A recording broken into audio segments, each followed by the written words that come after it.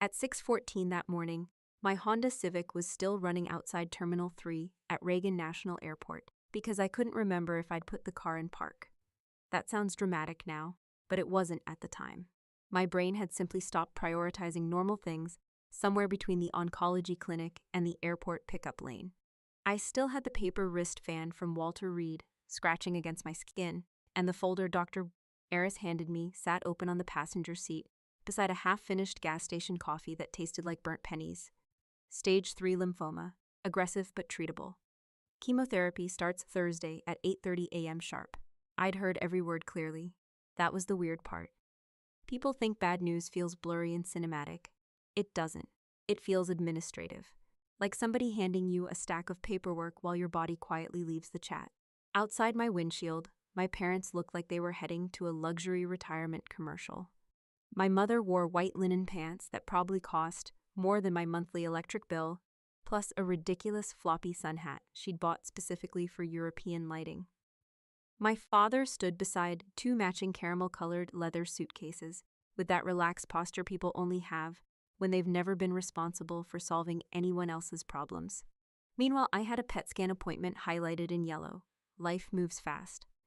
My phone was still connected to the Bluetooth speaker in the car when my mother answered my call. I could hear airport announcements echoing behind her and the wheels of luggage rattling across tile floors.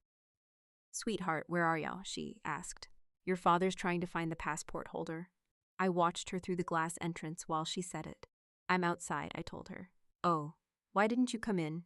"Because I'd spent the last 40 minutes trying not to throw up into a Dunkin' bag." Instead, I said, "Mom, I just left the doctor." There was a pause. Not a scared pause. More like a distracted pause. The kind somebody makes when checking a restaurant reservation online. "Well, what did they say?" I looked down at the schedule again, even though I already memorized it during the drive over. Blood work Wednesday. Port placement Thursday morning. First chemo infusion immediately after. My entire next 4 months had been reduced to appointment times and side effect warnings. "It's lymphoma," I said. "Stage 3. A baggage cart screeched somewhere behind her. "Oh my God." Her voice finally changed a little. Not enough, but a little. I waited for the normal questions. "Are you okay? What do you need? Do you want us to come home?" Instead, she asked, "Are they sure?" I almost laughed. Like cancer was a restaurant order somebody might mixed up. Dr. Eris had spent 20 minutes walking me through scan results while pointing at glowing white masses on a monitor the size of my dining room window. Pretty confident guy, honestly. "They want me to start chemo in 2 days," I said quietly. "I was wondering if maybe you and Dad could postpone the cruise for a little while. Just the first treatment, maybe." I watched her adjust her sunglasses in the reflection of the airport doors. Then came the sigh. Not a devastated sigh, not a frightened sigh, an irritated one. The kind my mother used whenever customer service workers ruined her day by existing too slowly. "Clara," she said carefully, "Haley's engagement dinner is on the ship Saturday night." I stared at the steering wheel. My knuckles had gone white without me noticing. She already mailed custom welcome boxes to everyone attending. We can't just cancel now. There are moments when your body understands something before your brain does. Mine happened right there in airport traffic beside a shuttle bus that smelled like diesel fumes and wet concrete. They were still going. Not even hesitation. Not even fake deliberation. Just logistics. I watched my father laugh at something on his phone while my mother continued explaining why the timing was unfortunate for everybody involved. "She's already been under so much stress planning this wedding," she added. "You know how emotional Haley gets." Haley cried once because the florist brought peonies with too much pink undertone. I wish that were a joke. "I'm starting chemotherapy on Thursday," I repeated. "Yes, sweetheart, and we'll call every day, like I was leaving for summer camp instead of preparing for chemicals designed to almost kill me before hopefully stopping the cancer first. A taxi honked behind me. Hard. I realized I'd been sitting motionless in the pickup lane too long. My mother lowered her voice slightly. "You're strong, Clara. You've always been the independent one." That sentence had followed me my entire life. Haley needed support. Haley needed understanding. Haley needed patience. I got labeled independent around age 12 because I stopped asking for things after realizing the answer was usually no unless it benefited family photos. Independent kids save everybody money. I watched my parents disappear toward TSA pre-check while I sat there holding my chemo schedule like a parking ticket. Neither of them turned around, not once. The crazy part is, I still drove home thinking maybe they'd call back, after security with guilt finally kicking in. Maybe my dad would say this felt wrong. Maybe my mother would suddenly remember she had another daughter besides the decorative one. Instead, 37 minutes later, Haley texted the family group chat a selfie holding a mimosa at an airport lounge. Vacation mode! 3 exclamation marks, buzz. I looked at that message while sitting in my townhouse driveway, with the engine still running, and realized something colder than the diagnosis itself. Cancer wasn't the worst thing that happened to me that morning. It was finally understanding exactly how little I mattered to the people who raised me. Have you ever realized someone only loved the version of you that required nothing from them? Comment below. And if you've ever had to rebuild your life without the people who were supposed to protect you, subscribe to the channel. You're gonna understand this story. By the second infusion, I stopped bringing my phone charger because nobody I actually wanted to hear from was calling anyway. The oncology ward on the 4th floor of Walter Reed smelled exactly the same every single morning: bleach, microwaved eggs from the nurse's station, and stale coffee that had probably been sitting on a burner since 4:45 a.m. The fluorescent lights were aggressive enough to make everybody look either exhausted or recently interrogated by federal agents. Most of us were both. My chemo sessions started at 8:30 sharp every Thursday, and by week 3, I'd developed the strange military skill of treating cancer like an additional duty assignment. Show up early, stay organized. Don't complain in public, throw up privately. The blanket they gave me during infusions felt like recycled sandpaper. I still used it every time. Across from my chair sat a retired Navy mechanic named Leon who flirted shamelessly with every nurse under 55 and kept sneaking the daughter's donuts despite being diabetic. 2 chairs down, a woman in her 20s watched true crime documentaries while holding an IV bag full of chemicals with one hand and a Chick-fil-A milkshake with the other. Cancer wards kill your ability to judge people. Everybody's just trying to survive in whatever weird little way still works. Around week 4, my hair started coming out in the shower in thick clumps that clogged the drain almost immediately. I stood there at 6:12 in the morning, staring at wet strands wrapped around my fingers while the water went cold against my back. Then I calmly grabbed a trash bag and electric clippers. No dramatic crying, no movie moment. I buzzed my head in 7 minutes flat because I didn't have the energy to emotionally negotiate with dead hair follicles before sunrise. I showed up to physical training the next Monday wearing my patrol cap lower than usual. Nobody said anything at first. Soldiers are weirdly respectful around pain they can't fix. Then Staff Sergeant David Miller walked beside me during cool-down laps and handed me a black coffee without asking questions. "You pull off bald better than I do," he said. That was it. No pity voice, no forced inspiration speech. Just a middle-aged infantry guy built like somebody carved him from an old tree stump, offering caffeine and sarcasm before 700. Honestly, it helped more than therapy. David was 42, divorced, permanently tired-looking, and had the knees of a 70-year-old Home Depot manager after 3 deployments and 20 years in the Army. He also somehow became the person sitting beside my chemo chair almost every Thursday afternoon. At first, I told him he didn't need to do that. Then I stopped saying it, because around hour 4 of an infusion, when your bones feel filled with wet cement and your stomach starts negotiating surrender terms, having another human quietly slide you ice chips matters more than pride. He never treated me like I was fragile. One afternoon, my blood pressure dropped hard enough that the room tilted sideways when I tried standing up. A nurse rushed over while David steadied the IV pole with one hand and pressed 2 fingers against my wrist like he'd done this 100 times before. "You're pale as drywall," he muttered. "I'm thriving." "Sure you are, Captain," the nurse laughed. So did I somehow. That became the rhythm of those 16 weeks. Chemicals, nausea, dark humor. Repeat. Meanwhile, my family transferred into a travel influencer cult. I know that because Haley uploaded every single second of that Mediterranean cruise online like the FBI, required visual proof they'd consumed enough imported alcohol.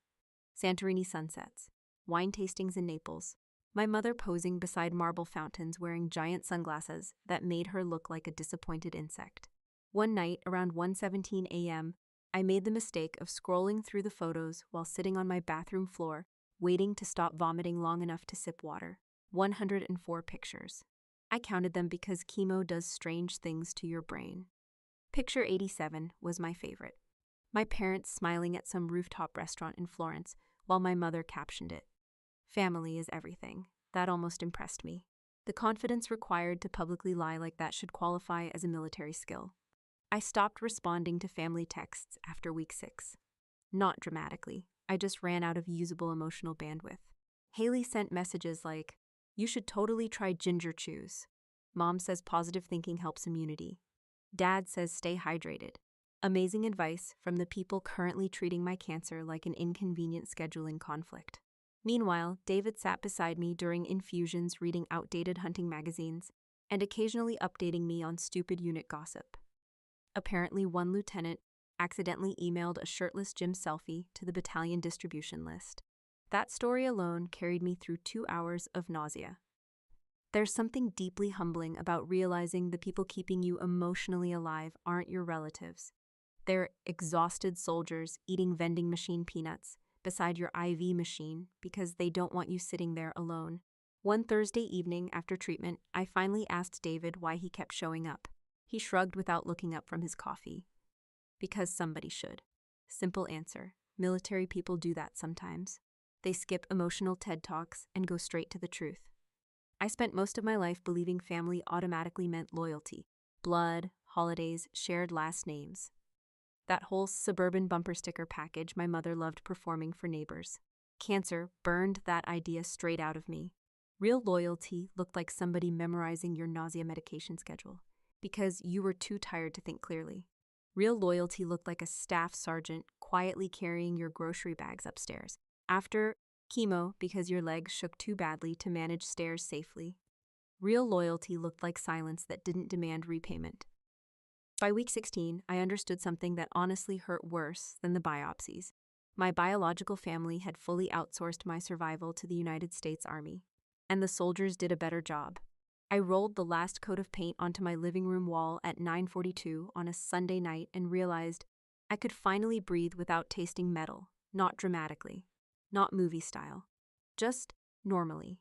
The townhouse smelled like fresh paint, lemon cleaner, and takeout Thai food because I'd spent the entire weekend repainting every room myself instead of throwing some I beat cancer celebration dinner like people kept suggesting. Honestly, after 7 months of hospitals, sympathy faces, and medical paperwork, the last thing I wanted was sheet cake and forced inspiration speeches from coworkers. I wanted quiet. I wanted my house to stop looking like a temporary recovery station. During treatment, everything had turned functional. Folding laundry piled on dining chairs, prescription bottles lined up beside the sink like tiny chemical soldiers. Half-dead grocery store flowers from well-meaning people dried out on countertops while I slept through entire weekends. By spring, I was finally strong enough to reclaim the place. So I painted. Living room first, then the hallway, then the guest bedroom nobody ever used because my family treated visiting me like an unpaid internship. There was something satisfying about covering old walls after surviving something ugly. Not symbolic, just practical. The day Dr. Eris told me my scans came back clear, he smiled like a man cautiously exiting a hostage negotiation. "Well," he said, leaning back in his chair, "you officially get to stop seeing me so often." Best sentence I heard all year. I thanked him, scheduled follow-up labs 3 months out, and drove straight to Home Depot wearing Army PT gear and a ball cap because I still looked like a boiled egg with eyebrows. Nobody there cared. That was the beauty of America sometimes. You could survive cancer in the morning and spend the afternoon arguing with a retired electrician named Rick about eggshell versus satin finish paint like nothing happened. Civilization continues. My parents, meanwhile, returned from Europe with exactly the amount of emotional depth you'd expect from people who considered Mediterranean cruises a personality trait. At first, there was silence. Not hostile silence. Worse, avoidant silence. Like everybody had collectively agreed.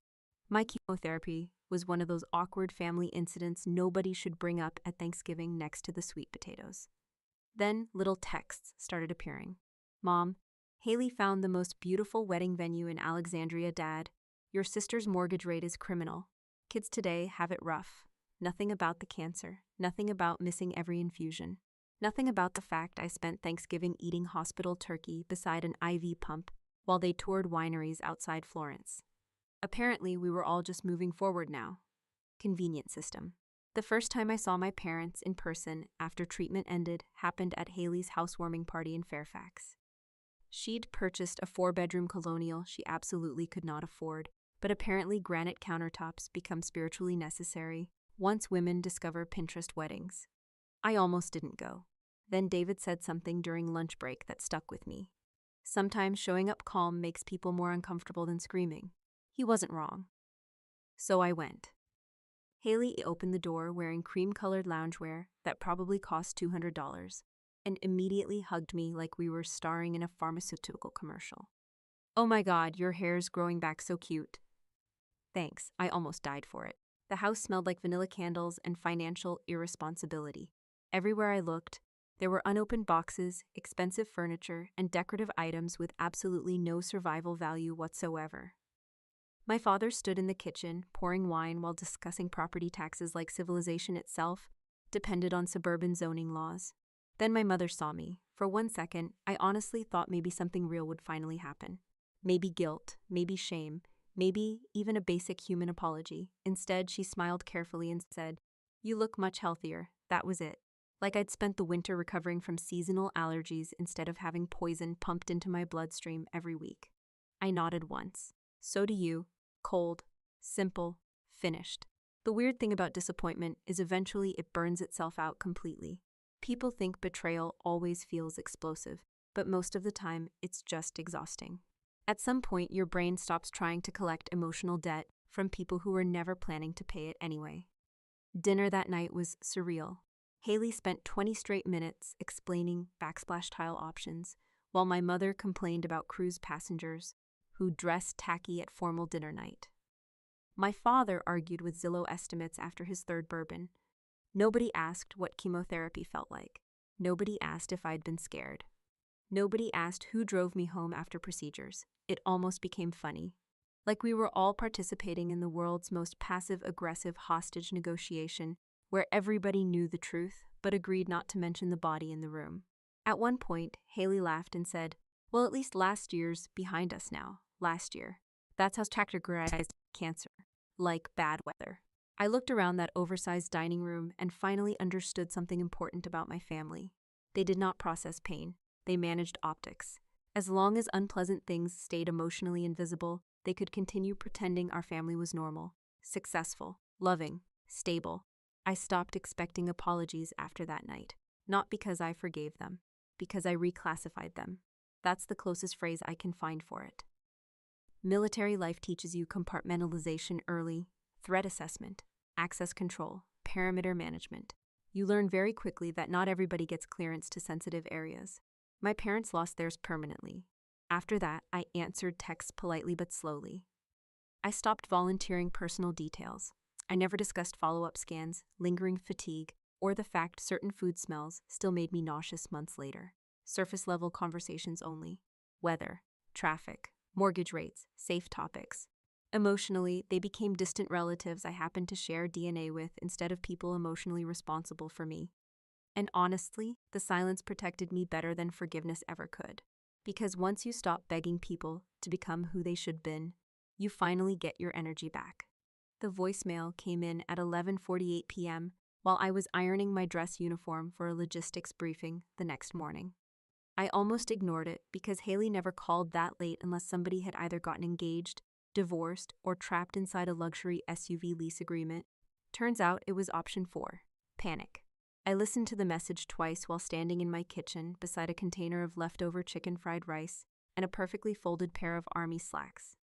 "Clara, call me back, please. It's Dad." Her voice sounded wrong immediately. Too fast, too thin. The way people sound when their entire worldview has just been introduced to consequences. I called her back. She answered on the first ring. Oh my God, finally. No hello, no build-up. Just desperation breathing directly into the phone. Apparently, my father had collapsed during a charity golf tournament in McLean 3 days earlier. At first, everybody thought it was dehydration, because wealthy suburban men treat chest pain like an optional opinion until somebody physically loads them into an ambulance. Turns out he had a severe degenerative cardiac condition involving restricted blood flow through multiple arteries and damage to one of his valves. I don't remember the exact terminology because Haley explained it while openly sobbing into what sounded like a leather car seat. What I did understand was this: without surgery, things were bad. Without a very specific surgery, things would get worse fast. The procedure itself cost around $215,000 before rehabilitation, specialist follow-ups, medication, and whatever exciting surprise charges American hospitals like stapling onto invoices afterward. God bless this healthcare system. I leaned against the kitchen counter while Haley spiraled through half-finished explanations. They said Medicare won't fully cover the newer procedure because it's still considered experimental adjacent or something. I don't know. And Dad's supplemental insurance is terrible, and slow down. Silence. Then came the real problem. My parents were broke. Not visibly broke. Not selling plasma behind a strip mall, broke. More like upper-middle-class suburban collapse disguised under expensive sweaters and credit card points. Over the next 15 minutes, the entire Jenkins family illusion peeled apart like cheap wallpaper. The wedding had cost somewhere around $96,000.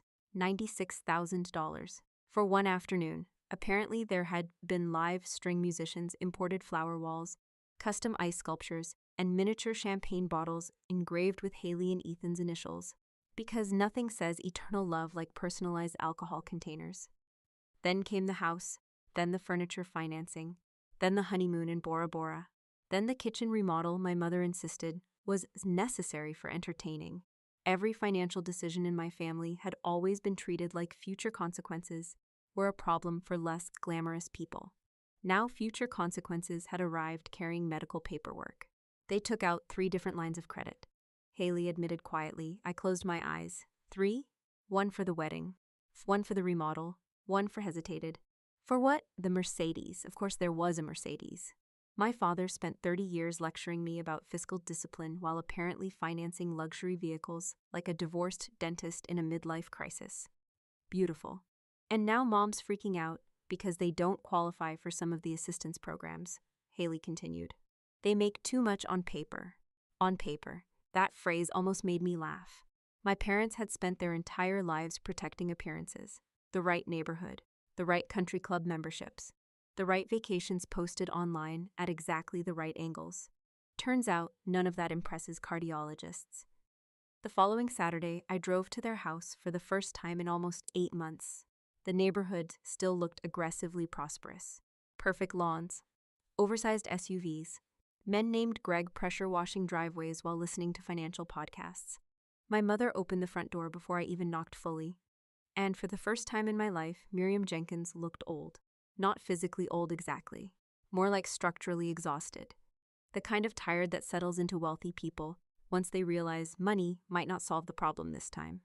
Her sweater still matched the decor, though. Priorities.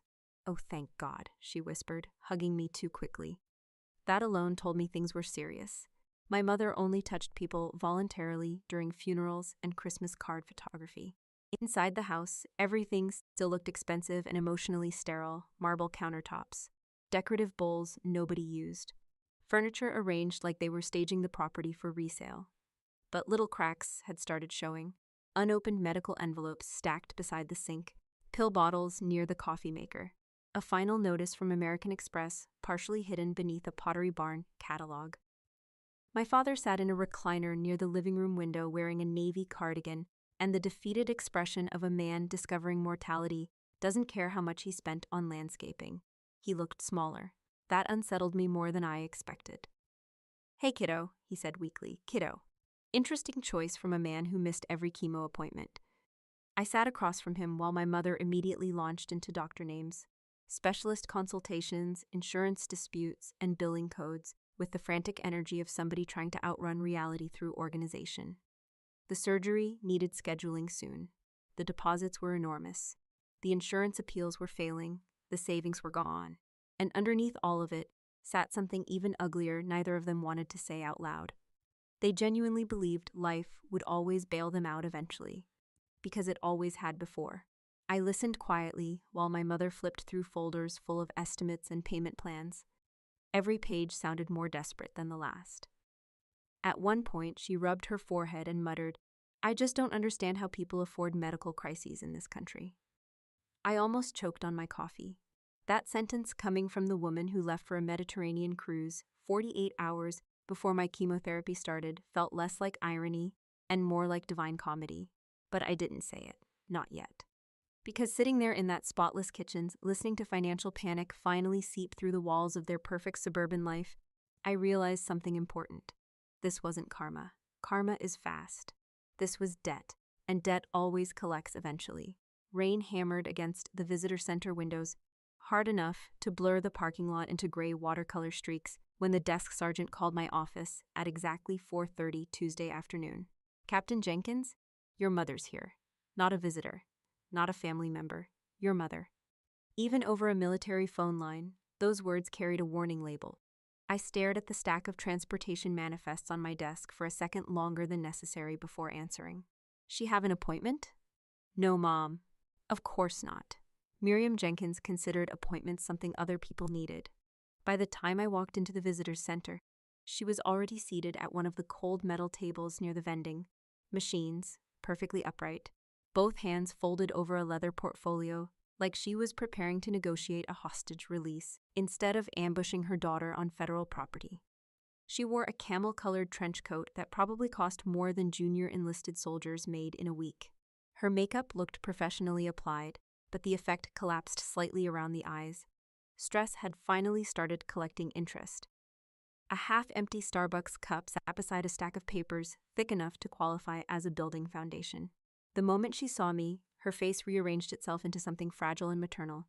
Practiced expression, decent execution. Miriam, I said calmly, not Mom. Something flickered across her face when I said it. Good, Clara. She stood quickly. Thank you for coming down. I sat across from her without removing my patrol cap. Outside, rainwater rolled down the windows while two specialists argued quietly near the reception desk about whose turn it was to inventory damaged radio equipment. Somewhere behind us, a vending machine hummed like it had unresolved trauma. Military buildings always sound exhausted. My mother slid the folder toward me immediately. No small talk, no fake concern. Straight to business. That told me everything. Inside the folder sat heavily redacted hospital invoices, insurance denial letters, surgical estimates, and prescription summaries covered in yellow highlighter. Numbers jumped off the pages like small acts of violence. $38,407.20, $11,203.84, $67,000 estimated surgical deposit. America remains committed to the exciting tradition of financially waterboarding sick people. I've been on the phone with insurance advocates for 6 days, my mother said quietly. Your father's condition is progressing faster than expected. I nodded once, but didn't touch the paperwork yet. And her fingers tightened slightly around the coffee cup. There may be another option. There it was. Whenever wealthy people say another option, crime usually enters the conversation about 30 seconds later.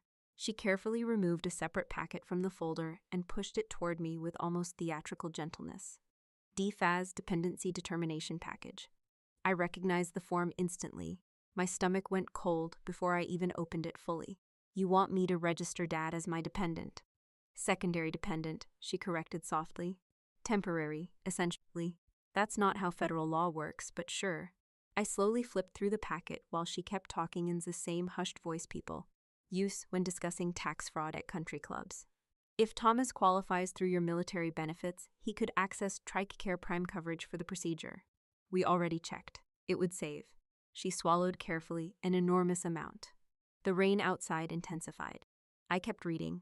Dependency verification, financial support documentation, affidavit certification under penalty of perjury, beautiful paperwork, very clear prison language. You just need to show that you provide over 50% of his financial support, she continued quickly. The Army doesn't investigate these things aggressively unless there's obvious abuse. I actually looked up at her then. That sentence hung in the air between us like cigarette smoke. My mother had officially reached the stage of panic where committing federal fraud sounded reasonable if explained politely enough. Mom, I said evenly. Dad owns a 4-bedroom house in Fairfax and drives a $70,000 Mercedes. Leased Mercedes, she corrected automatically. I almost admired the commitment to detail. She leaned closer across the table. Clara, please listen to me. We're drowning right now. The hospital wants advance payment guarantees before scheduling the surgery date. We've appealed twice already. We? Yes, we. Interesting words choice from a woman who once told me, everyone handles hardship differently while boarding a cruise ship during my cancer treatment. I closed the folder carefully. No. Her face tightened immediately. You didn't even think about it. I stared at her for a long second before answering. Oh, I thought about it instantly. That seemed to unsettle her more. She lowered her voice further. You're an officer. You know how paperwork works. There are ways these things get approved every day. Now came the real pitch, the justification phase. The part where unethical people explain why morality becomes flexible once consequences affect them personally. Nobody's asking you to hurt anyone, she insisted. Your father served this country too in his own way. He paid taxes his entire life. We're just trying to survive a broken system. There it was, the magic American phrase. Broken system. Amazing how wealthy people discover systemic injustice exactly 15 minutes before it affects them directly. I flipped to page 4 of the packet and read the certification statement printed in bold black ink. I certify that all statements are true and complete to the best of my knowledge. False statements may subject the signer to criminal prosecution under federal law. Clean wording. Efficient. Very Army. My mother watched my face carefully while trying to maintain composure. For the first time since sitting down, I noticed her hands were trembling slightly, not from guilt, from fear, and underneath that fear sat something even uglier. Expectation. She genuinely believed I would do this, because deep down, my family had always treated me less like a daughter and more like emergency infrastructure. The reliable one, the practical one, the one you ignored emotionally until the roof caught fire, then suddenly I mattered again. I reached into my uniform pocket and pulled out my tactical pen slowly, setting it beside the paperwork. My mother exhaled in visible relief. That almost broke me laughing, because she still didn't understand what kind of person chemotherapy had turned me into. Cancer strips away a lot of things. Fear of uncomfortable truths is usually first to go. And sitting there across from the woman who left me alone during the worst months of my life, listening to her calmly request federal fraud like she was as asking for a dinner reservation, I realized something horrifying. She honestly believed this conversation made her the victim. I turned to page 4 slowly, while my mother watched me with the tense concentrations of someone waiting for a bomb technician to cut the correct wire. The visitor center had mostly emptied by then.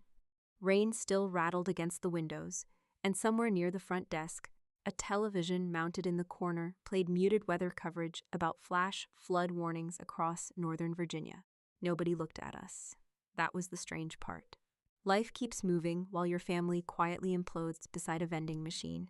I adjusted the paperwork under the fluorescent lights and read every line carefully. Years in military logistics had rewired my brain to notice fine print automatically. Shipment authorizations, hazard declarations, funding certifications. Government paperwork always hid the real danger in the smallest paragraphs, and there it was. False statements punishable under Title 18 of the United States Code. Potential fines, potential imprisonment, potential administrative separation from military service. My entire career sitting politely at the bottom of page 4. I tapped the paper once with my finger. You already filled most of this out. My mother nodded too quickly. We wanted to save time. Of course they did. Several sections had already been completed in neat blue ink. Monthly support contributions, shared household dependency estimates, financial assistance claims, all fake. Not creatively fake either, lazy fake. According to this packet, I was apparently providing more than 50% of my father's living expenses, despite the fact the man still belonged to a golf club with a quarterly lobster night. Bold strategy. I flipped another page. Bank statement requirements, tax return verification, housing cost declarations. The deeper I read, the uglier the situation became. This wasn't just a technical lie. It was coordinated fraud requiring forged financial dependency documentation submitted directly through federal military systems. My mother shifted nervously in her chair. You know how these things work better than we do. That sentence almost made me smile, because she still thought this was about paperwork. It wasn't. It was about memory.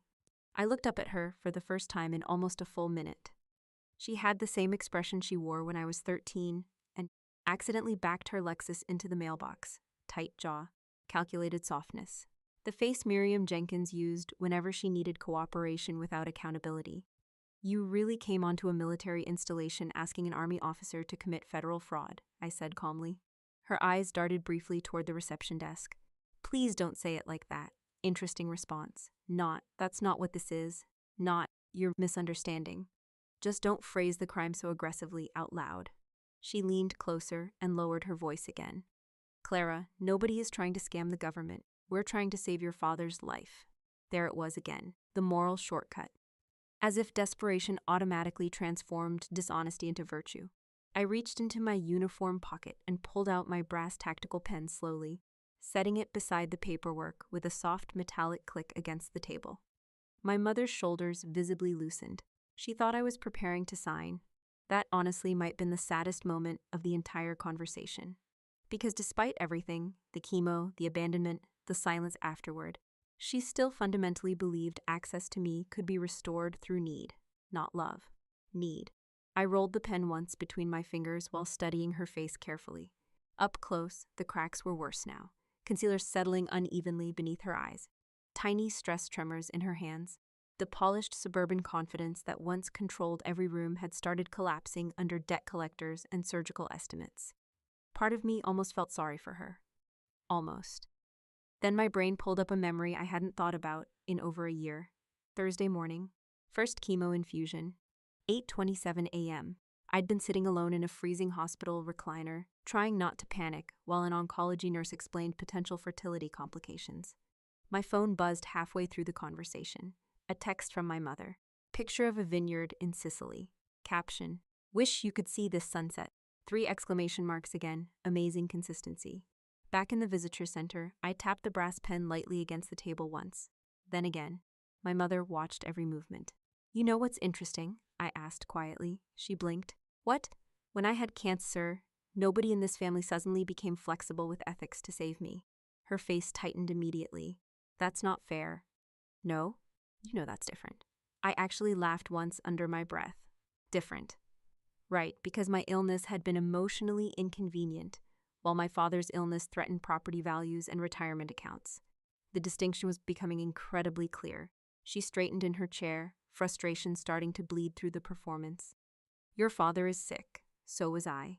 That's not what I meant. No, I know exactly what you meant. The silence after that stretched long enough to become uncomfortable. Good. Military life teaches you something valuable about silence.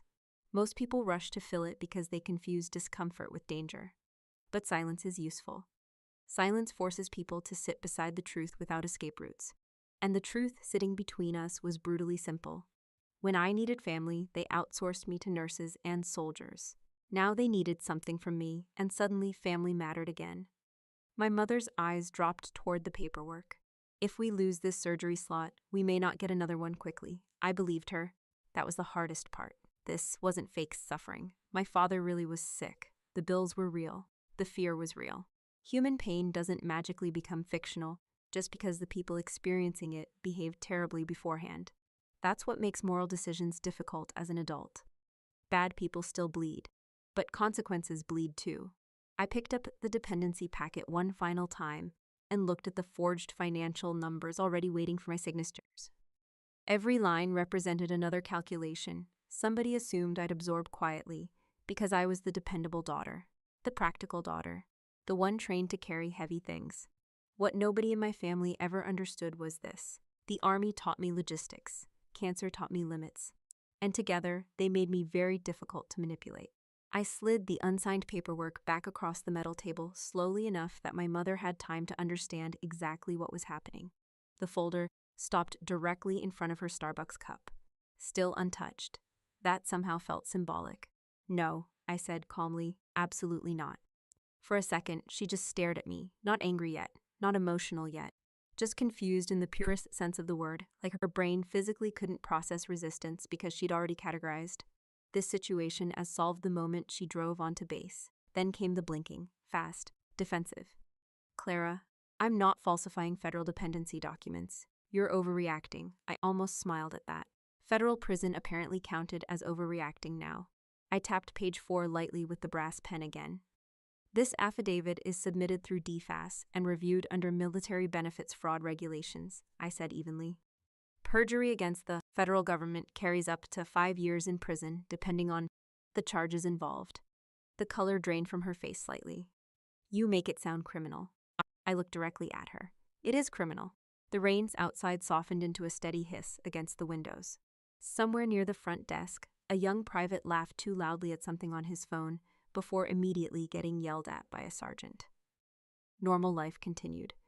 Meanwhile, my mother sat frozen across from me, trying to emotionally negotiate with federal law. You wouldn't actually go to prison, she whispered.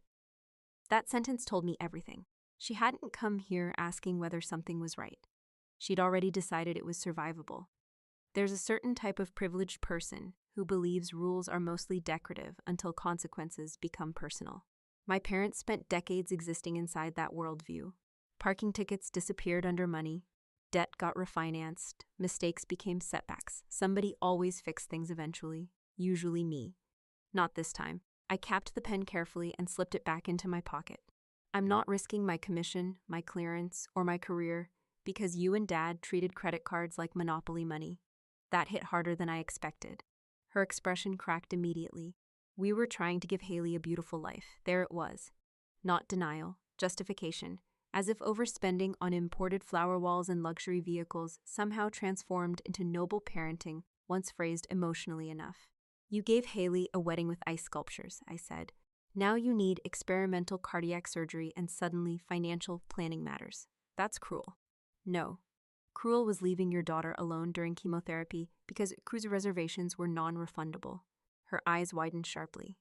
The first direct hit. For a moment, neither of us spoke. Then the tears started. Fast, precise, almost theatrical in timing. My mother covered her mouth with one hand as her shoulders trembled dramatically enough that I almost expected soft violin music to begin playing over the bass speakers. Your father could die, she whispered. I stayed still, completely still. That seemed to upset her more than yelling would. Do you understand me? She snapped suddenly. He could die. Clara, yes. And you're seriously sitting here talking about paperwork? No, I said quietly. I'm talking about choices. That landed. Hard. She straightened in her chair, anger finally pushing through the panic. A good daughter would do whatever necessary to save her father's life. There it was. Family duty. The emergency weapon people suddenly pull out once manipulation fails politely. I looked at her for several long seconds before answering. Then I adjusted the gold captain's bars on my uniform collar carefully, smoothing the fabric beneath them out of habit. I spent 4 months vomiting into hospital trash cans, I said softly. Mostly alone. Her jaw tightened. You know that's unfair, is it? We called you every day. I laughed once under my breath. The sound surprised even me. Called me. Like emotional voicemail, counted as caregiving. I remembered sitting under fluorescent hospital lights at 2:11 in the morning after one particularly brutal infusion, while a nurse named Carla helped untangle my IV tubing, because my hands were shaking too badly to manage it myself. Meanwhile, my family was posting wine photos from Rome. Family duty apparently had geographic restrictions. My mother's tears became angrier now. You survived. That sentence hit the table between us like broken glass. Not because she meant harm intentionally, because she genuinely didn't understand what she'd admitted. You survived. As if survival retroactively erased abandonment. As if making it through something meant the people who disappeared during it deserved absolution automatically. I leaned back slightly in the metal chair and looked at her the same way I'd evaluate unstable supply chain reports before deployment. Calmly, carefully, without emotion clouding the math. You know what nobody tells you about cancer? I asked quietly. She said nothing. The worst part isn't always the treatment. I could still remember the smell of antiseptic wipes, the freezing blankets, the way nausea crawled up your throat before sunrise. But honestly, none of that broke me permanently. What stayed with me was learning exactly who considered my suffering negotiable. I learned something during chemo, I continued. People show you who they are fastest when helping you becomes inconvenient. Her face twisted immediately. So this is revenge? No, I shook my head once. This is a boundary. Another silence settled over the table, heavier this time, final. My mother stared at me like she genuinely no longer recognized the person sitting across from her.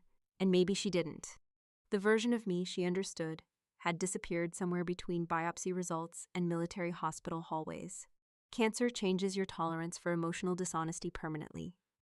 Finally, she whispered, I can't believe you'd abandon your own family. That one almost impressed me. The confidence required to accuse me of abandonment after leaving me alone during chemotherapy deserved some kind of Olympic recognition. I stood slowly, buttoning my uniform jacket fully. Then I looked directly at the woman who raised me and spoke as calmly as I ever had in my life. I cannot illegally insure the people who left me to die. No yelling, no drama, just truth. And truth sounds a lot colder when nobody can argue with it.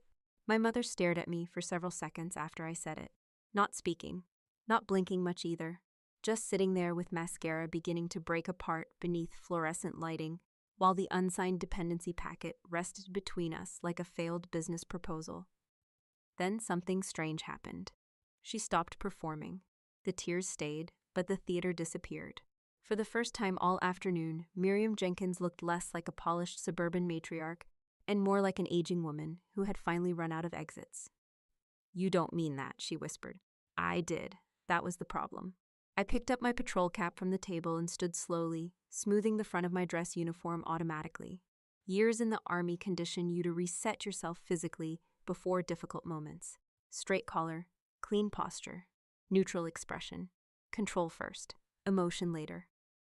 Outside the visitor center windows, the rain had finally stopped. Water still clung to the pavement in silver streaks beneath the parking lot lights, and soldiers crossed the wet sidewalks, carrying backpacks and energy drinks like any other Tuesday evening on base. The world kept moving. It always does. My mother stood too quickly, panic returning now that she realized the conversation was actually ending. "So that's it?" she asked sharply. "You're just going to let your father die?" "No," I answered calmly. "I'm refusing to commit fraud. That's not the same thing. It is when prison time gets involved." Her voice rose immediately. "You care more about regulations than your own family." A staff sergeant near the entrance glanced over briefly before deciding this was above his pay grade and returning to his phone. Smart man. I buttoned the front of my uniform jacket completely and looked at my mother without anger anymore. That was the weirdest part of all this. Somewhere during the conversation, the anger had burned itself out entirely. What remained was clarity. Not revenge, not cruelty, just clarity. "I spent 16 weeks in oncology treatment," I said quietly. "Do you know who drove me home after my port surgery?" She crossed her arms defensively. "That's irrelevant. It was Sergeant Miller." Her jaw tightened. "Do you know who sat beside me when my blood pressure dropped during chemo?" Silence. "Do you know who brought groceries when I couldn't walk upstairs without shaking?" Still silence. I nodded once. Not my family. My mother's face hardened immediately, the way people react when truth corners them too efficiently. "We called you constantly. You called from cruise ships." "That was one trip." I almost laughed. One trip. As if abandonment becomes smaller once compressed into vacation terminology. She stepped closer toward the table, lowering her voice again like she should still negotiate this emotionally. "You survived, Clara. Your father might not." There it was again. The equation she kept trying to force into place. "You lived, therefore your suffering counts less." I looked at her for a long moment before answering. "You keep talking like survival erased what happened." She opened her mouth immediately. I didn't let her interrupt. "You don't get to disappear when things are ugly and then suddenly demand loyalty during your own emergency." The words landed hard enough that even she stopped trying to argue for a second. Because underneath all the financial panic and medical fear, my mother understood exactly what this was really about. Not insurance, not paperwork, access. She had spent years assuming parenthood guaranteed permanent emotional access to me, regardless of behavior.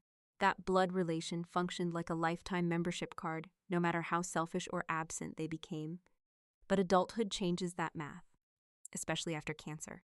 I glanced toward the security desk near the entrance and gave a small nod.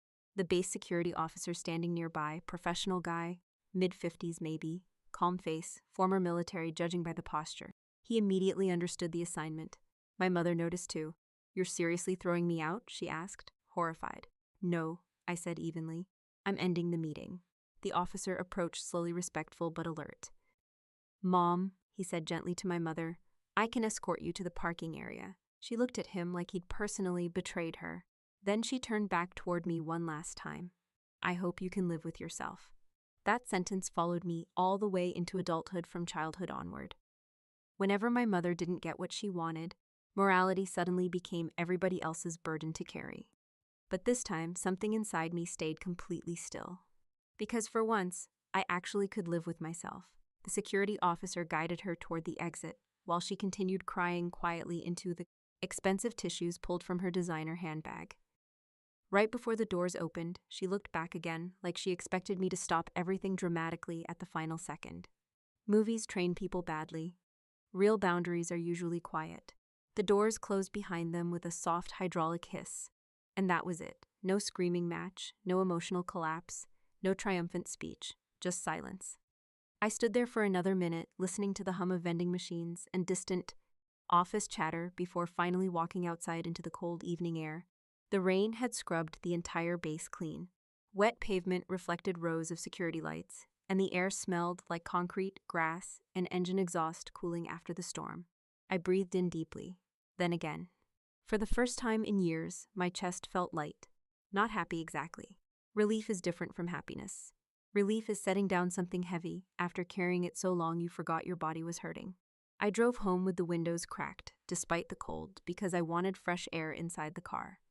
Traffic along Route 50 crawled like usual, headlights stretching endlessly across wet asphalt, while some local radio host argued about football trades with a caller from Arlington. Normal life, beautiful, ordinary normal life. Back at my townhouse, everything sat exactly where I left it. Clean counters, folded blanket on the couch, one coffee mug drying beside the sink. Peaceful in a way my parents' expensive house never managed to be. I changed out of my uniform slowly and stood for a minute in the quiet living room I painted after chemo ended. That's when I finally understood something nobody teaches you growing up. Human dignity is not something your family grants you. It's something you build yourself through decisions, through limits, through the moments you refuse to betray your own conscience just because someone else feels entitled to it. My parents spent years confusing love with access and loyalty with obligation. But love without responsibility is just performance. And family without respect is just shared DNA. I didn't destroy my family that night. I simply stopped volunteering to be crushed underneath it. They made their choices. And for the first time in my life, I let those choices belong entirely to them. A few months after everything happened, somebody at work asked me what cancer felt like. Not physically, emotionally. We were sitting outside the logistics building during lunch break, eating aggressively mediocre government chicken wraps, while two lieutenants argued nearby about printer toner like national security depended on it. And honestly, I didn't know how to answer at first, because the cancer itself wasn't the part that stayed with me the longest. The needles faded, the nausea faded. Even the scars eventually became background noise. What stayed with me was the realization that some people only love you when loving you is convenient. That changes a person permanently. I think a lot of people watching this probably understand exactly what I mean, even if your story has nothing to do with hospitals. Maybe it happened during a divorce. Maybe after losing a job. Maybe after depression, addiction, grief, bankruptcy, or one terrible year where life stopped being aesthetically pleasing enough for other people to participate in. That's when you learn who actually cares. Not during birthdays. Not during weddings. Not during Christmas photos where everybody coordinates sweaters and pretends emotional stability can be purchased at Target. You learn during ugly seasons. That's where the truth lives. Looking back now, I realize something else too. I spent most of my childhood training people to neglect me without consequences. That sounds harsh, but it's true. When you become the independent kid in a family, people start treating your silence like proof you don't need care. You become low maintenance because asking for emotional support feels embarrassing after enough rejection. So eventually, you stop asking entirely. Then everybody praises you for being so mature. Meanwhile, your nervous system is basically surviving on military-grade emotional rationing. My sister cried loudly, needed attention constantly, made dramatic decisions, and somehow the entire family reorganized itself around her moods like she was a weather system. I handled problems quietly, paid my own bills early, joined the army, stayed functional during chemotherapy, and somehow that became justification for abandonment. She's strong. Families say that sentence like it's a compliment. Sometimes it's just permission to ignore you. And before anybody misunderstands me, resilience is not a bad thing. Surviving hard situations matters. Strength matters. Discipline matters. I probably wouldn't be alive without those things. But there's a difference between being resilient and becoming emotionally invisible. A huge difference. One of the most dangerous things adults do is romanticize their own suffering afterward, because it helps them avoid grieving what should have happened instead. People told me constantly, "You're so brave. You handled it so well. You're stronger than most people." Okay. But I still shouldn't have been sitting alone in a hospital hallway after a biopsy trying to figure out how to drive myself home while half-conscious from sedation. Surviving alone is not proof you deserve to be alone. That took me years to understand. Another thing cancer stripped away from me was this fantasy that biology automatically creates loyalty. I think a lot of us grow up believing titles guarantee character. Mother, father, sister, family. But titles don't mean much without behavior behind them. A mother is not automatically nurturing. A father is not automatically protective. And family members are not automatically safe simply because you share DNA and awkward Thanksgiving memories. Honestly, some of the greatest kindness I received during treatment came from people who technically owed me nothing. Nurses who remembered I couldn't tolerate the smell of chicken broth after week 5. A pharmacist who slipped extra alcohol wipes into my medication bag because the cheap ones hurt more. David sitting beside my chemo chair talking about bass fishing and bad army coffee while pretending not to notice when I got sick halfway through conversations. That was care, not inspirational speeches, not social media sympathy posts, just consistent presence. And that's something I really want people listening to understand, because modern life confuses performance with love constantly. Real love is usually boring. It looks like showing up repeatedly without making everything about yourself. It's groceries, rides home, checking whether someone ate dinner, remembering medication schedules, sitting quietly beside somebody when there's nothing useful left to say. That stuff matters more than grand emotional declarations ever will. I also learned something uncomfortable after treatment ended. A lot of people would rather protect the image of a family than the actual health of the people inside it. My parents cared deeply about appearing successful, loving, polished, respectable. And honestly, suburban America rewards that performance all the time. Nice house, nice vacations, smiling holiday cards, everybody posting filtered happiness online while privately falling apart behind closed doors. But image cannot hold your hand in oncology. Image cannot drive you to surgery. Image cannot love you back. At some point, reality collects its debt from everybody pretending appearances matter more than relationships. That doesn't mean I hate my family now. I don't. Hate requires emotional energy I'd rather spend elsewhere. What I feel now is clarity, and clarity is quieter. If you take anything from my story, let it be this. Pay attention to who stays when life becomes inconvenient. Not exciting, not impressive, not profitable. Inconvenient. Because the people who stay during those moments, those are your real people. Everybody else is just attending the performance. The strangest thing that happened after I refused to help my parents wasn't the silence. It was the guilt. Not because I thought I made the wrong decision. Deep down, I knew I hadn't. If anything, it was the first fully honest decision I'd made in years. But guilt has a way of surviving even after logic finishes speaking. Especially if you grew up in a family where boundaries were treated like personal betrayal. For weeks after the confrontation, I kept catching myself replaying the conversation while doing completely normal things. Folding laundry, sitting in traffic outside Alexandria, waiting for coffee in the base exchange while some retired colonel complained about bagel prices loud, enough to trigger a NATO response. My brain would randomly ask, what if you were too harsh? Then another part of me would answer, what exactly was the gentle version of refusing federal fraud? That usually settled it. I think a lot of people watching this understand that feeling better than they admit. You finally say no to something unhealthy, manipulative, or completely unreasonable, and somehow you still end up feeling like the villain afterward.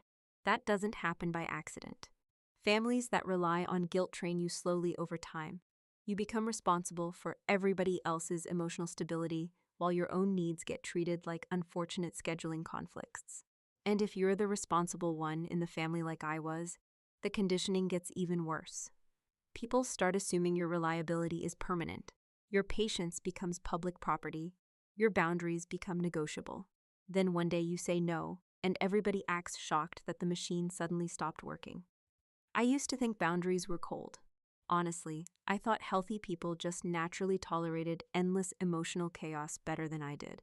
I assumed kindness meant availability, sacrifice, flexibility. Being the person who always absorbed the impact so everybody else stayed comfortable. That mindset nearly destroyed me, not during cancer, long before cancer. One thing I learned after treatment is that compassion without boundaries eventually turns into self-erasure. If you spend your entire life rescuing people from consequences, eventually they stop seeing you as a person and start seeing you as emergency infrastructure. That's exactly what happened with my parents. Notice something important about my story. Nobody suddenly cared about family duty when I was sick. That language only appeared once they needed something expensive. That matters. Because manipulative people often rediscover morality during emergencies they personally cannot survive alone. Suddenly loyalty becomes sacred. Suddenly family matters deeply. Suddenly sacrifice is noble again. Funny timing. And look, I'm not saying people shouldn't help family members. Real families help each other all the time. Healthy support systems matter. Community matters. Loyalty matters. But there's a difference between helping someone and setting yourself on fire to keep their bad decisions warm. That distinction will save your life if you learn it early enough. My parents did not end up financially desperate because of one random tragedy. My father's illness was tragic, absolutely. But the financial collapse happened because years of vanity, overspending, appearances, and emotional irresponsibility finally collided with reality. And when reality arrived, they looked for the nearest dependable person to absorb the damage. Me, again. That's another thing people need to hear clearly. Panic does not automatically make someone trustworthy. Desperate people ask for unethical things constantly, not because they're cartoon villains twisting mustaches in dark rooms. Usually it's because fear destroys perspective. Once consequences become terrifying enough, people start convincing themselves survival justifies almost anything. That's how otherwise normal adults end up asking their daughter to commit federal fraud over Starbucks in a military visitor center. Fear makes people rationalize crazy things fast, which is why one of the best real-world skills you can develop is learning not to make major decisions inside someone else's emotional emergency. Slow down, read the paperwork, call a lawyer, sleep on it. Because guilt creates terrible judgment, and once you sign certain documents, transfer certain money, co-sign certain loans, or lie on certain forms, your life can become legally tied to somebody else's collapse permanently. I've seen people ruin their credit, marriages, mental health, careers, and retirements, trying to rescue relatives who never would made the same sacrifice in return. That's not love. That's emotional conscription. Another uncomfortable truth: forgiveness and access are not the same thing. I think social media has completely confused people on this point. Everybody talks like healing automatically means reopening every door. Like maturity means pretending previous harm no longer matters. No, you can forgive someone internally and still decide they no longer belong close to your life. You can stop hating someone and still refuse to trust them financially, emotionally, or legally. Those are separate decisions. I don't spend my days furious at my parents anymore. Honestly, most of the time I just feel tired when I think about them. Sad sometimes too, because underneath all the anger, there's grief. Not grief because they died. Grief because I finally accepted who they actually are. That's a different kind of loss entirely. And if you're listening to this while struggling with your own family situation, I need you to hear something clearly. Protecting your peace is not cruelty. Saying no to manipulation is not selfishness. And refusing to destroy your future for people who repeatedly ignored your suffering does not make you a bad person. Sometimes the healthiest thing you can do is let adults experience the consequences of lives they built themselves, even when they share your last name. About a year after everything happened, I was standing in my kitchen at 6:05 on a Saturday morning making pancakes while wearing old army sweatpants and listening to rain hit the windows. Nothing dramatic was happening, no emotional breakthrough, no inspiring soundtrack, just pancakes. And honestly, that's when I realized I was finally healing. Not because life became perfect. It didn't. I still had follow-up scans every 6 months. I still got nervous in waiting rooms. Certain hospital smells still flipped a switch in my stomach instantly. Sometimes I'd wake up at 2 a.m. convinced some random ache meant the cancer had come back. Trauma doesn't disappear just because the credits roll. But my life had become peaceful in a way I'd never experienced growing up. Quiet, stable, safe. And the weirdest part? That peace started the moment I stopped chasing emotional approval from people fundamentally unwilling to give it. I think a lot of adults waste years trying to win love from emotionally unavailable people, parents, partners, siblings, whoever. You keep thinking if you explain yourself better, sacrifice more, stay patient longer, succeed harder, become easier to love somehow, eventually they'll treat you differently. Most of the time, they won't. That realization sounds depressing at first. Then it becomes freeing, because once you stop auditioning for love, your entire nervous system changes. You sleep better. You breathe differently. You stop checking your phone with anxiety every time certain names appear on the screen. You stop building your identity around being useful. That last one took me a while. For most of my life, usefulness was how I earned value inside my family. I was the reliable one, the organized one, the calm one, the one who fixed problems quietly while everybody else stayed emotionally chaotic. The army rewarded those traits too, honestly. Military culture loves competent people who can function under pressure without complaining. But eventually I had to ask myself something uncomfortable. Who was I when nobody needed rescuing? Turns out I actually liked that person. She paints her living room on weekends. She keeps her pantry organized because it lowers stress.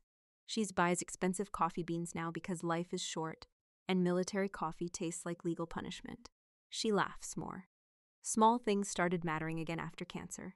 Cooking dinner slowly, folding clean laundry while watching dumb reality TV, sitting on the couch without feeling guilty for resting. Ordinary life became valuable. I think people overlook that too often. Everybody's chasing these huge cinematic ideas of happiness while ignoring the fact most emotionally healthy lives are built from boring routines repeated consistently. Peace is usually repetitive. And honestly, that's beautiful. Another thing nobody tells you about healing is this. Sometimes you have to grieve people who are still alive. That was probably the hardest part for me. My parents still exist. We exchange occasional holiday texts. I know my father eventually had surgery after refinancing the house and liquidating retirement investments. Last I heard, Haley and her husband sold the giant colonial and downsized to a townhouse after reality introduced itself financially. Life kept moving. But emotionally, something ended permanently for me after that meeting at the base. Not because I became cruel. Because I finally accepted reality instead of negotiating with fantasy. I stopped waiting for the version of my parents that only existed in my hopes. That kind of grief is quiet. There's no funeral for it. No casseroles, no sympathy cards. Just gradual acceptance that some people may never become emotionally safe, no matter how badly you wish they would. And acceptance changes everything. Because once you stop trying to force impossible relationships into healthy ones, you finally have energy left to build a healthy life somewhere else. That's what I want people listening to understand most. Your worth is not measured by how much pain you can absorb for other people. Your worth is not determined by how useful you are during family emergencies, and being needed is absolutely not the same thing as being loved. Those are different things. A lot of toxic families confuse them intentionally. Need says, stay because I benefit. Love says, I care what this costs you. Huge difference. Looking back now, I don't think I won because my parents struggled afterward. Their suffering never made me happy. I wouldn't wish medical fear on anybody, not even people who failed me badly. That's important. This story was never about revenge. It was about self-abandonment. For years, I betrayed my own emotional needs to maintain family peace. I tolerated neglect because I thought endurance made me noble. I kept giving access to people who repeatedly proved they would not protect me in return. The real victory happened the day I stopped doing that. The day I realized boundaries are not cruelty. The day I understood dignity sometimes requires disappointing people who feel entitled to your sacrifice. That changed my life more than beating cancer did. And if you're listening right now while struggling with family guilt, toxic loyalty, emotional exhaustion, or the pressure to save people who keep hurting you, I need you to hear this clearly. You are allowed to protect your peace. You are allowed to say no. You are allowed to stop carrying relationships entirely by yourself. And you are absolutely allowed to build a beautiful life that does not revolve around earning basic respect from emotionally selfish people. If this story hit close to home for you, tell me in the comments. I read more of them than you probably think. And if you want more real stories about family, survival, manipulation, boundaries, and rebuilding your life with dignity, subscribe to the channel. There are more people carrying invisible weight than the world realizes. Sometimes hearing somebody else finally put it into words helps.